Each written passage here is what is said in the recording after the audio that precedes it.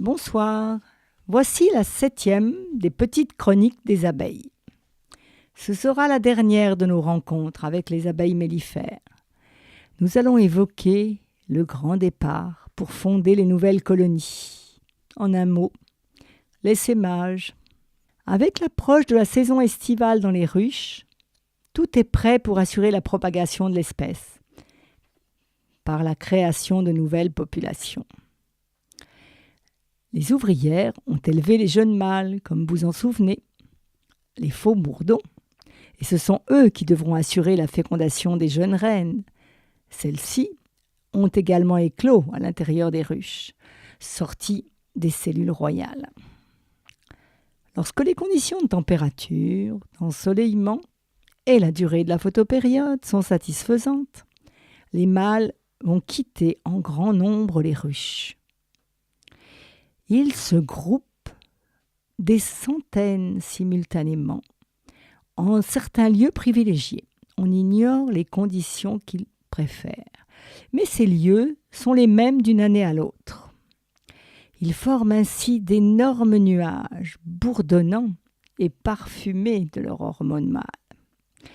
Ces nuages vont provoquer très rapidement l'envol hors des ruches des jeunes reines écloses qui n'attendaient que cette occasion. Celles-ci vont arriver à proximité des nuages. Sitôt qu'elles seront à proximité des mâles, elles vont s'envoler le plus haut possible au-dessus du nuage.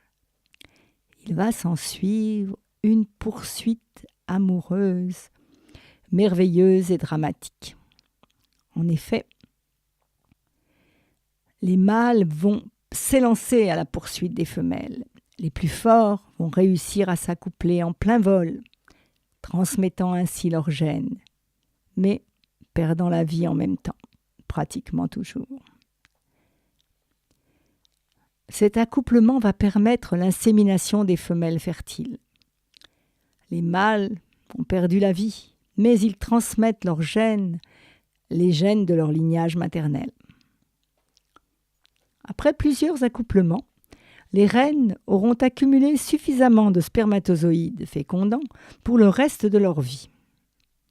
En effet, rentrées dans leur ruche d'origine, elles ne la quitteront plus. Chacune deviendra la mère de milliers d'ouvrières issues de ces œufs fécondés. Quelques heures d'amour, puis une longue vie de labeur. Les populations étant ainsi pourvues de 2 reines fertiles, l'essaimage va pouvoir se produire. Les abeilles font depuis quelque temps ce que les apiculteurs appellent la barbe.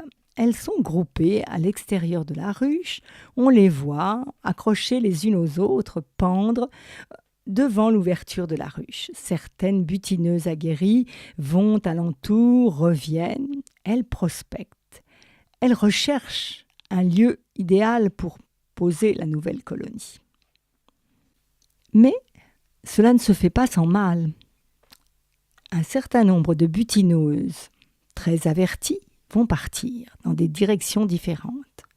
De retour, chacune décrira un site qu'elle considère comme propice à l'implantation du futur nid.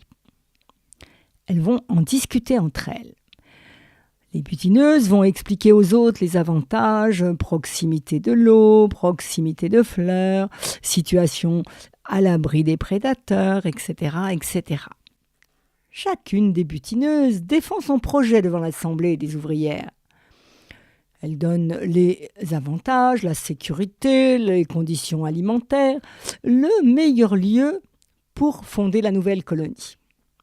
Chacun discute des diverses options. Et puis, le meilleur choix est fait. Les ouvrières de la ruche, en assemblée générale, vont écouter leurs arguments, discuter. Et puis, tout à fait démocratiquement, elles vont donner la priorité à un des choix. Et l'ensemble de l'essaim, incluant la reine de la colonie actuelle, vont partir vers cette direction choisie. Je pose la question.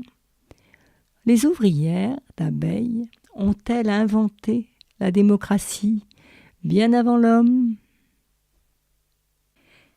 L'essaim constitué de ces nombreuses ouvrières, mais cependant la moitié d'entre elles à peu près restent avec la nouvelle reine dans la ruche déjà construite, notre essaim va s'envoler vers le lieu considéré comme sûr, riche en nourriture. Et tout ce que nous pouvons faire, c'est si nous voyons un essaim de cet ordre, le recueillir, il est facile à capturer. Elles sont trop préoccupées par la recherche du lieu et par la protection de la reine qu'elles entourent pour nous piquer. En général, l'essaim n'est pas du tout agressif.